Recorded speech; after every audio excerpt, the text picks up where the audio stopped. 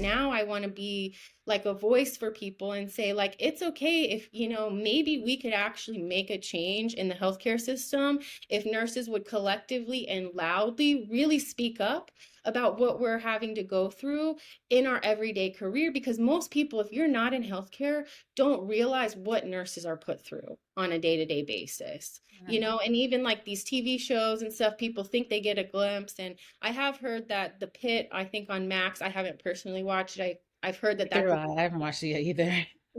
I've heard it's a good representation of what it's like, but I think a lot of people who are not in healthcare do not really comprehend or even have the capacity to comprehend what we're having to deal with on a day-to-day basis. I mean, some people might even say like, "Oh, in labor and delivery, you're just delivering babies and like that's all great." And it's like, no, you're having to deal with the partner and the family, and sometimes the situations are not great, or you may have a mother that you don't feel comfortable sending the child home with, Uh-huh. because of certain situations or the way Mhm. they treated their baby like after birth. And it's like, or you could have somebody who's trying to fight you when you're trying to just do like a check on them. There's just so many different aspects in every area of nursing, not just emergency room, not just med surge, not just women's services. I mean, I remember in the NICU, there was a night that we would have this thing called rooming in. So before the baby was supposed to go home, we would have the parents take the baby into this like bedroom, bathroom, little suite that we would have, and they would practice and like kind of have a night where they took care of the baby by themselves, but had the nurse's number. So like if they needed us, we were there, but we wanted them to feel comfortable taking care of their NICU baby before going home. Well, we had these parents that were a little, I don't know how to say it. We kind of had a little feeling of like, I don't know, Things like off. something's off. Yes.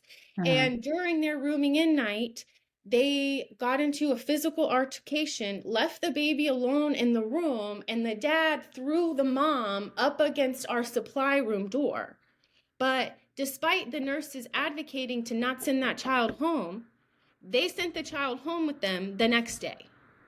Wow. Despite going up, calling the manager, calling like the care coordinator, the social worker, like saying, we don't feel comfortable. This altercation just had, they left the baby alone and then they came out the room and had a physical fight in their unit. And we still sent that baby home. And like, it's things like that that I'm just like, I can't like comprehend or cope with all of this. And maybe Mhm. that's just something that I struggle with, but I'm just like, I can't cope with this. Like this is not okay. And the amount of times I feel like I've said this is not okay in my nursing career, I would be a millionaire if I had a dollar for every time I said that. Like this is not okay. And I just think that we as nurses need to speak up about what it's really like, because I think that you can feel that nursing is your calling, but also be frustrated with the expectations that are put on you. Yeah. And, so that's just kind of where I'm at now. I mean, I will say, just even listening to you, like you exude, I'm a nurse. Like, you know what I mean? Like if you ever doubted if that was ever a part of your calling, I don't think you should, because you literally do exemplify truly like being a teacher, being an advocate, helping others, compassion. Like just from the few minutes that like we're just talking, you literally exemplify what it's like to be a true nurse and to have these real feelings. I think that a lot of us, I can't say I can't say how many times I've heard this is not okay, like in a Mhm. shift, forget Yeah. about, so I think that there's a lot of things like I was trying to think like, okay, if I could change one thing about nursing, what would it be? And honestly, I feel like the one thing I would change is there's a million changes that need to be changed. Hmm. It's For not sure. just one thing. I try to think about like, okay, what's the if I could have a perfect hospital for nursing, like what would that be like? And it would not even be close to what it's like today in a Yeah. hospital. I think that no matter if you work for a for-profit company, a nonprofit, there's always going to be something where you have a manager that's like doing the most, Mm, that you really don't need to be doing the most at all. Like I'm literally here to work. I'm actually working. I'm not one of the nurses that sits down and does nothing and tries to pass it on to day shift or, whatever. Um, dealing with the families is a lot, like like all these other things. We're the therapist, we're the janitor, we're the everything. And and it sucks that sometimes like we get the brunt of things or things that we need for us, you know it just becomes so much more difficult. Like I know for me, on the particular unit that I work on, sometimes it's not easy to get a day off. Like, and mentally, you go through so much. They like, I don't understand. I have PTO, right? And I don't want to like call out and be like, "Oh, I'm sick," when I really just want to lay down. Like, yeah. I need a break, So I can totally relate, even though like it's not all the way like the same exact situation, but it just in bits and pieces of what you're saying, I'm like, yeah, like I go through this all the time. I think that there is strength and power in just saying like it's not okay and just honestly being an advocate. That's honestly Mhm. one of the purposes of my podcast is like I want people to be able to actually tell what it's like being a nurse and highlighting your own journey because I do think that other people will get something out of it. I like what do you do for yourself? Like what do you do in terms of like trying to get it like release when you're not working? What do you do for fun? Like does it help? Does it not help? Do you shop? I don't I have a lot of like grandma hobbies, I like to call them. I'm very introverted as a person for the most part, and I think a lot of that has to do with like giving so much of your energy in your work life, that when I'm off, I want to kind of be at home and be away from the public and everybody. So I like to do things like I like to crochet, I like to Oh, you're garden. a real grandma. I'm a real grandma. I like puzzles. Like I'm like a real grandma hobby person. Like I'm like sitting at home with my crochet and my shells, and I'm happy as a clam. Is You there a know, cat walking around too or no? no, I have a dog. I think I will get a cat Okay. later, but I do have a dog right now, and she likes to sit with me and lay on me while I do my little things. Like there was one period I was making hats for every single person I work with in the NICU, and one of the nurses, she Oh was my so gosh. sweet. She used to wear it all the time, and she was like, "I love this hat," and it just always made me feel so good. I'm like, "Oh, you know." Um, But it's but so yeah, sweet. You're a nurse, This, this is like, you sure like it seems like, you are ready to like live and die in Nikki. This is like like exactly what I expect a Nikki nurse to do. yeah, I mean, I think you're right, and I appreciate you for saying that. I do feel like in my heart, I am a nurse and I am a caregiver and I am a helper, and I'm an advocate for people. It's just, I think, frustrating working in the system. So for me, it's like Right. I want to be able to make a living and also help people. And not even necessarily they have to go together. I'm kind of in a space where I'm like, okay, if I have to do something that's a little bit low stress to make a living, but I can help others in a different area, that would also be something that I want to do. It's just for me, the working as a nurse right now, I'm just like, I cannot cope with it. And it's like, I'm almost too, and I've also kind of gone back and forth because I did apply to, when I moved to Florida, I applied to go to the NICU here and they gave me a job offer. But then after we had talked about pay, which Florida is notoriously low pay for nurses, Yes. they want, yeah, I mean, like I've been a nurse for 10 years and they wanted to offer me like $6 less than what I was making back home. And I stayed with the same company. So, I wasn't even making that much because I didn't opt to leave. That's how you Mhm. make money. You got to switch out companies. Mhm. And I didn't do that, and they still wanted to pay me less. And I was like, okay, well, I love babies. Maybe I'll make it work. And after I signed the offer letter, they called me back and said, no, we're going to reduce that pay. That was too much. And I was like, okay, I feel like the universe is telling me that I maybe I'm meant to go there. immediately, where's the door?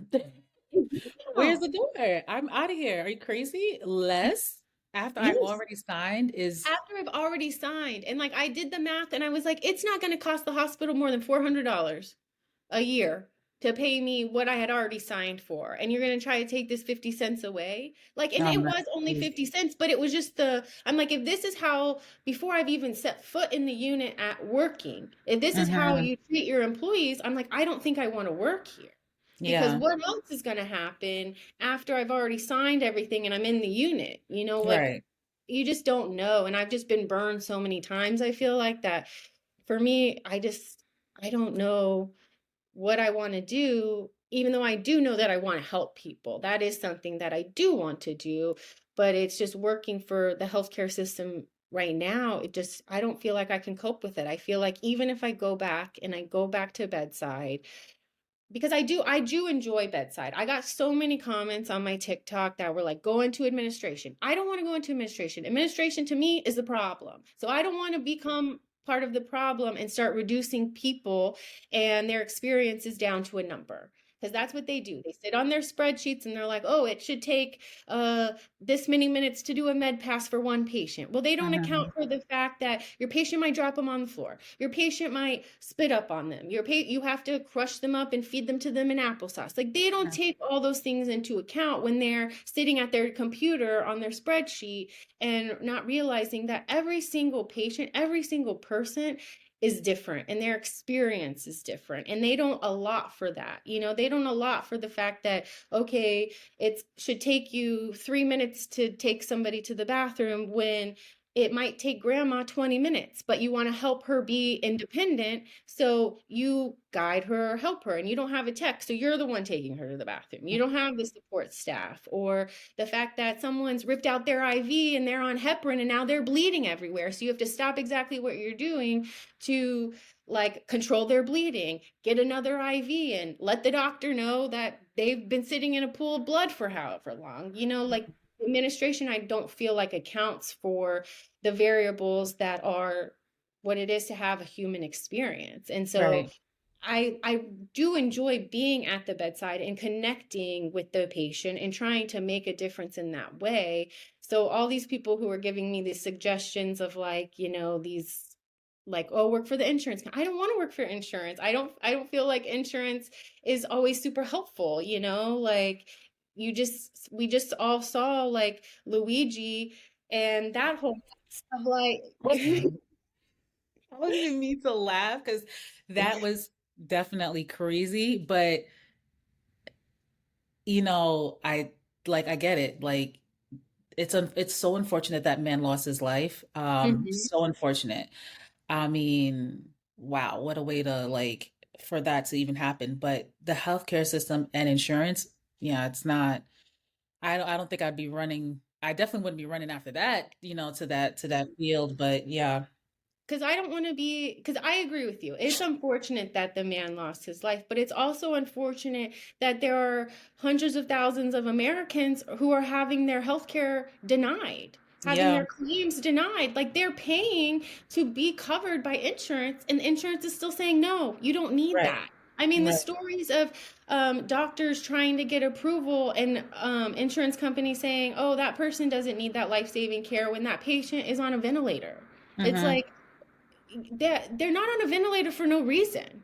hmm. Like I doctors had don't. a doctor tell me that he was in the middle of surgery when an insurance company called about a claim, and he's like, the patient's on the table. Like it's not, and this is like the reality of it that people do not get to see.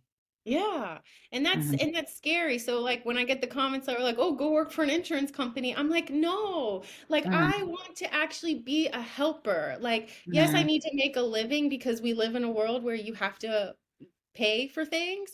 So I want to make a living and I want to have a life, but I don't want to contribute to the problem. I want to be like help create a solution to the problem. And I don't know if that is. I mean, I'm only one person with my experience, but I'm like, how can I speak out, or what can I do to actually help change things? That's what I would really like to do, because I, not only for me, but for every single bedside nurse, for every nurse who has been verbally assaulted, who has been physically assaulted, who is burnt out, who goes home and cries, who like cries in the parking lot before they go into their shift because they don't know what is going on. Like these people, myself included, we went into this career because we wanted to do good. We wanted to do right by people, but the system makes it so hard.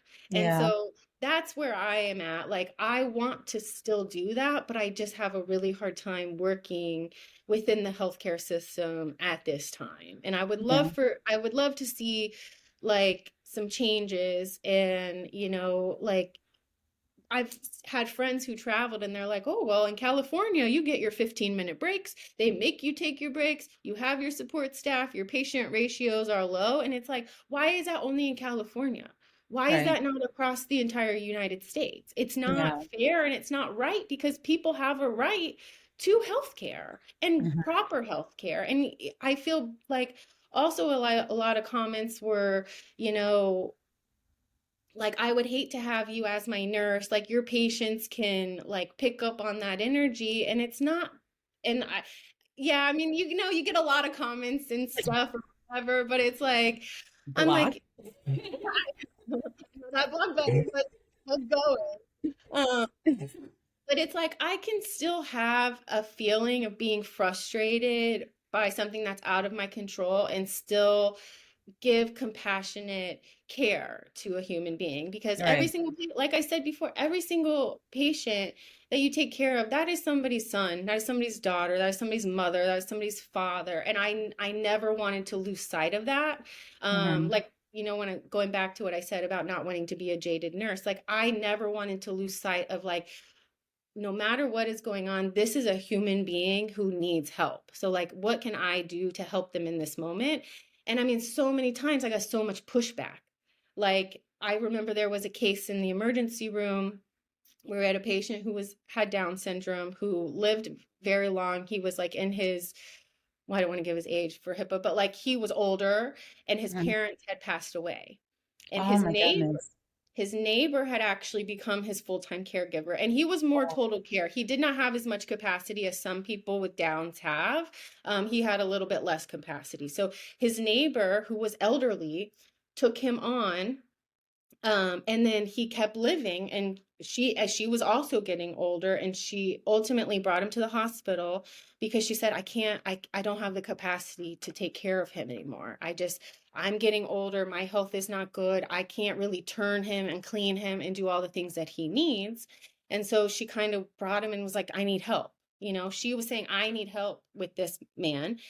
So we admitted him. The social workers are trying to figure out, like, is there a home that we can maybe send him to? Like, and then you've got the insurance situation and things like covered by the state and all that going back and forth. Well, after he was there for a few days, and I had taken care of him multiple nights in a row, so now I'm bonded to this patient. Now I really have a strong connection to this patient. Because they didn't admit him to the hospital, they just had kept him in the ER until they figured out where he was gonna go.